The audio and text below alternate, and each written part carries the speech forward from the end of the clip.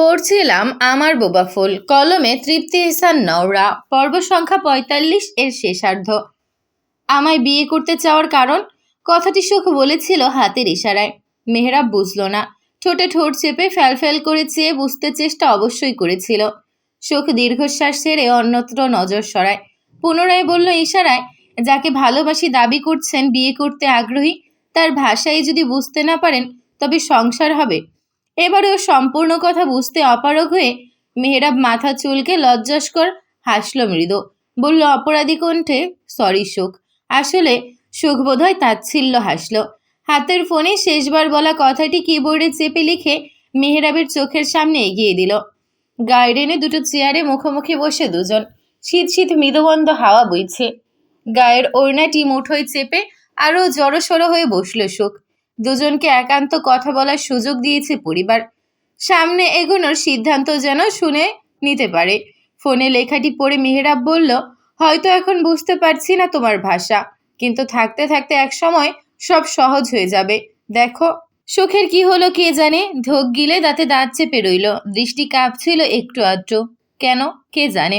জামাই বাবু কমলা লেবু একলা খেও না, পালকি থেকে বউ পালাবে দেখতে পাবে না। টেবিলে সাজানো কমলা লেবু, আপেল, আনার সহ হরেক রকম মৌসুমি ফলাদি এবং জুস। বর্ণ কোথা থেকে এসে ধূপধাপ সুখের পাশে চেয়ারে বসে গানের সুরে কথাগুলো গেয়ে একটা কমলা লেবু মুখে পড়ে পরপরই মুখ কুচকে নিল স্বাদ টকটক। গানটা কোন সিনেমাতে যেন ছিল ডক্টর, মনে করার চেষ্টা করুন। এই মুহূর্তে বিষয়টি জানা গুরুত্বপূর্ণ, তেমনি ভাব ধরেই বলল সে। দুজনের বোঝাপড়া শেষের আগেই মাঝখানে বর্ণ এসে পড়াটা খুব একটা ভালো লাগলো না মেহরাবের। তবুও ঠোঁটের হাসি ধরে রাখল। অসন্তুষ্ট প্রকাশ করা যাবে না। বাল্যকালে দেখেছিলাম, মনে পড়ছে না সঠিক। মনে করার অল্প চেষ্টা করে জবাব দিল। বর্ণ ভ্রুকুটি করে চায়। সামান্য একটা সিনেমার কথা মনে রাখতে পারেননি? ডক্টরের ডিগ্রিতে কোনো ভেজাল নেই তো? রাতে ঘুটঘুটে অন্ধকারে কোনো দুর্বল মনে ভীতি জাগানিয়ে উপযোগী স্বরের মতো সন্ধিয়ান গলায় ফিসফিসিয়ে বলল শেষ বাক্যটি। মেহরাব হতাশ। বলল, রকস্টার সাহেব, সিনেমা গান সম্পর্কে আমার চেয়ে আপনার সাধনা বেশি। বলতে পারবেন সেই সিনেমার হিরোইনকে লাস্ট কোন হসপিটালে অ্যাডমিট করা হয়, অথবা কোন স্যালাইন দেওয়া হয়েছিল? সুচালো চোখে অল্পক্ষণ তাকিয়ে হুট করে হেসে উঠল বর্ণ। ডক্টর, এসব ছোটখাটো চিজ কখনো কখনো নজরআন্দাজ হয়ে যায়, এত সব মনে রাখতে নেই। থম মেরে তাকিয়ে রইল মেহরাব। ওই যে লোকে বলে নিজের বেলা 16 আনা, আমার বেলা 4 আনা, কথাটি হুবহুব যেন মিলে গেল আসফিয়ান বর্ণর সাথে। সুখ চোখ মুখ শক্ত করে কি যেন বিড়বিড় করলো। বর্ণ স্পষ্ট দেখল তা, এবং লিপ রিডিং করেও নিল। বাঁদিকে ঘাড় কিঞ্চিত ঝুঁকিয়ে ঠোঁটের উপর অদ্ভুত কায়দায় হাত চালিয়ে ভ্রু কুচকায় পুরুষটি। নিজেও বিড়বিড় করে, ফুল, তুই আমায় গালি দিলি, ব্যাড, ভেরি ব্যাড, বাট কবুল। ছলচাতুরি করে ভালোবাসায় ফাঁসিয়ে এখন মাছ দরিয়ায় হাত ছাড়তে চাস? তোর সব পাত্রপাত্রী রাজি? আজাদ সাহেব সুখের জবানে হস্তক্ষেপ করলেন না, হাসি মুখে মেনে নিলেন বরং। মেহরাবরা ফিরে গেল সন্ধ্যা নামাজের পর। আজ রাতটা শিকদার নিবাসে কাটাতে বলা হয়েছিল তাদের। তারা সায় দেয়নি। কদিন পর একেবারে বিয়ের ডেট ফিক্সড করতে আসবে নাকি। বের হওয়ার আগে একটিবার সুখকে দেখার বাহানায় বার কয়েক সকলের অগোচরে উকি মেরে দেখছিল মেহরাব, কিন্তু দেখা পায়নি কাঙ্ক্ষিত রমণীর। তামির সাহেব সেই ক্ষণ থেকেই নীরব হয়ে আছেন। সুখের সামনে যেতেও কেন যেন সংকোচ বোধ করছেন ভদ্রলোক। মেয়েটা তাদের এক লহমায় সত্যি বড় হয়ে গেল। এই তো সেদিন হাঁটি হাঁটি পা পা করে ছোট্ট সুখের হাত আঁকড়ে হাঁটা শিখিয়েছিলেন তিনি। ঘোড়া সেজে পিঠে চড়িয়ে হৈ হৈ করে ঘরময় ছুটেছেন কত শতবার। তারপর কোলে করে স্কুলের শ্রেণীকক্ষে দিয়ে এসেছেন। সেই ছোট্ট খুকি আজ বিয়ের উপযুক্ত। আলো আধারের খোলা ঘর। হাঁটুতে মুখ গুজে বেডে চুপটি করে বসেছিল সুখ। তামির সাহেব সন্তপনে আলো জ্বালিয়ে দেন। আব্বুকে দেখতেই সুখ ঝাঁপিয়ে পড়ল বুকে। এটিই যেন তার আশ্রয়স্থল। ঠোঁট কামড়ে মৃদু গঙিয়ে কেঁদে ফেলল। চোখের অশ্রুরা বাঁধ মানছে না। কাঁদছে কেন আমার মাটা? তার চোখে তো অশ্রু মানায় না। মেয়ের চোখে বাঁধনহারা পানি মুছে দিলেন তিনি। আব্বুর আদর পেয়ে আরো ভেঙে পড়ল শোক। ক্রন্দনরত চোখে বলল নিজস্ব ভাষায়, এই শহরে আমার দম বন্ধ হয়ে আসে আব্বু, আমি এখানে আর থাকতে চাই না। তামির সাহেব মুচকি হাসলেন। চশমার আড়ালে চোখের জল লুকিয়ে বলেন, পাগলি মা আমার, ব্যাস এইটুকুই। সুখ দুদিকে মাথা ঝাঁকায়। অর্থাৎ শুধু এটুকু নয়। তিনি বললেন, আরো কারণ আছে। ঠোঁটে ঠোঁট চেপে ওপর নিচ মাথা ঝাঁকালো সুখ। তামির সাহেব পুনরায় জানতে চাইলেন, আব্বুকে বলা যাবে? অশ্রুসিক্ত ভাষা ভাষা চোখে তরির দুহাতে মুখ ঢাকে সুখ। ফুপিয়ে ওঠে এবারে, ডানে বায়ে মাথা নেড়ে বোঝায় যাবে না।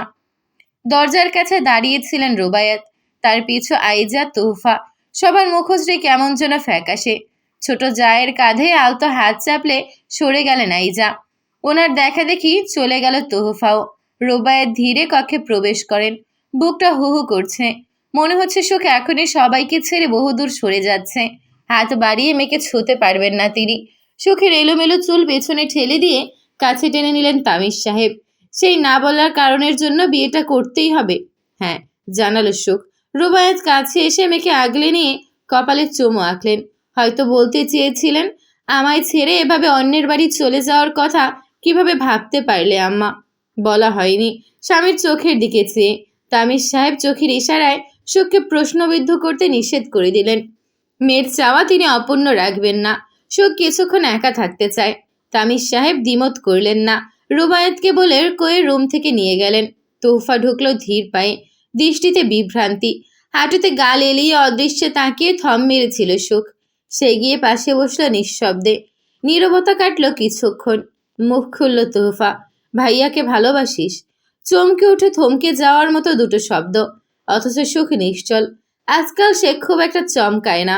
অন্তঃকরণের হাজারো ভাঙচুরের প্রতিক্রিয়াগুলো চেহারার গাম্ভীর্যতায় চুপিয়ে রাখতে শিখে গেছে কিনা। কাজ ঝাঁকিয়ে স্বাভাবিকভাবেই জবাব দিল নিজ ভাষায়, না তো, ভালো আমি কাউকে বাসি না। ডক্টরকে ভালো লেগেছে, তাই তো সুযোগ পেতেই হাসিল করে নিলাম। জোরপূর্বক অধরকনে হাসি টানল। তুফা সরাসরি তার চোখে দৃষ্টি স্থাপন করে। মনে হলো চোখের গহীনে অব্যক্ত রহস্য উদ্ঘাটন করতে চায়। অতি দ্রুত নজর সরিয়ে নিল সুখ। কিছু লুকাতে চাইল।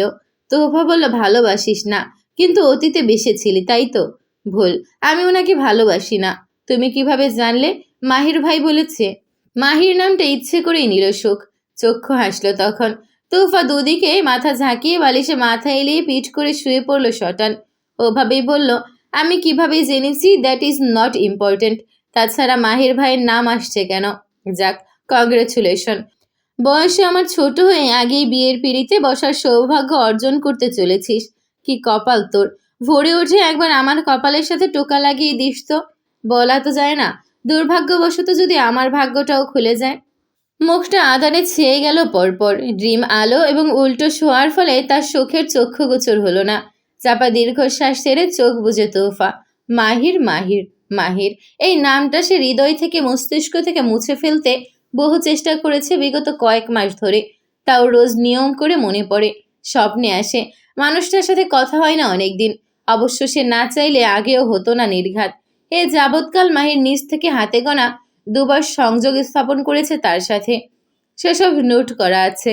তবে বাড়িতে মুখোমুখি কথোপকথনের কথা বলতে গেলে তা অন্য হিসাব। রাত গভীর। শহরের বুকে অদ্ভুত এক নিস্তব্ধতা। ক্ষণে ক্ষণে এক দুবার গাড়ির হর্নের আওয়াজ কানে লাগে। সুখ এক মুহূর্তের জন্য চোখ বুঝল না আজ।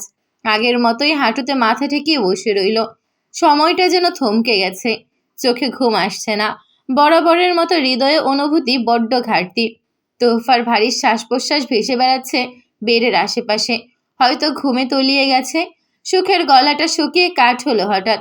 জগে পানি নেই, রাখা হচ্ছে না 2-3 দিন হলো। নিঃশব্দ সুখ বেড ছেড়ে নেমে আসে। করিডোরে এসে সিঁড়ির সামনে থেমে যায় আচমকা। ধীর ধীর পা চালালো ছাদের উদ্দেশ্যে। অকারণেই তেষ্টা মিইয়ে গেছে। একা একা আলো আধারের ছাদের কিনারে দাঁড়িয়ে আকাশ দেখার শখ জেগেছে হুটহাট। একা পথ চলতে এখন আর ভালো লাগে না। ঘুটঘুটে অন্ধকারে চুপচাপ দাঁড়িয়ে থাকতেও বুক কাঁপে না একটিবার। সে কি তবে নির্ভীক হচ্ছে পর্যায়ক্রমে? কে জানে। ছাদে পা রেখে গা ঝেড়ে শ্বাস ফেলল শোক। আধো আলো আধো অন্ধকারে লুকোচুপি করছে ছাদ জুড়ে। এক প্রান্তে জারবেরা ব্লু অর্কিড, নয়নতারা এবং রাতকি রানী ফুল গাছ লাগোয়া। ছাদের ওই জায়গাটি সুখের সবচেয়ে প্রিয়। এদিক ওদিক পলক না ফেলে নীরবে ফুলেদের মাঝে স্থান গেড়ে নিল সুখ। রেলিংয়ে হাত ঠেসে নজর রাখলো বাঁকা চাঁদের দিকে। বিশালাকার অম্বরের মাঝে এক ফালি বাঁকা চাঁদ যেন মুচকি হাসছে তাকে দেখে। সুখের মায়া হয় বড্ড। ওই স্নিগ্ধ কোমল আলো নাকি চাঁদের নিজস্ব নয়। হঠাৎ মনে হলো সে ছাড়াও ছাদে আরও কেউ আছে। আস্তে করে ঘাড় বাঁকিয়ে পাশে চাইল। মুহূর্তেই চমকালো সুখ। বর্ণ রেলিংয়ে হেলে দাঁড়িয়ে শীতল চোখে একদৃষ্টে তাকিয়ে আছে সুখের মুখশ্রীতে। কপালের ডানে জখমের চিহ্ন, ঘামে রক্ত মিলেমিশে ছুঁয়ে পড়ছে ভ্রুরেখার নিচ থেকে। এক বিন্দু মোটা ঘাম টুপ করে ছাদের মেঝেতে পড়ল থুতনি বেয়ে। এক হাতে ওয়াইনের বোতল, অপর হাত রক্তাক্ত। সুখ দিশেহারা চোখে মেঝেতে তাকায়। কাচের গ্লাস চুরমার হয়ে পড়ে আছে, রক্তের ছিটা ছিটা দাগ। অচিরেই শরীর ঝংকার দিয়ে উঠল সুখের। রক্ত দেখে পুনরায় তেষ্টা পায়।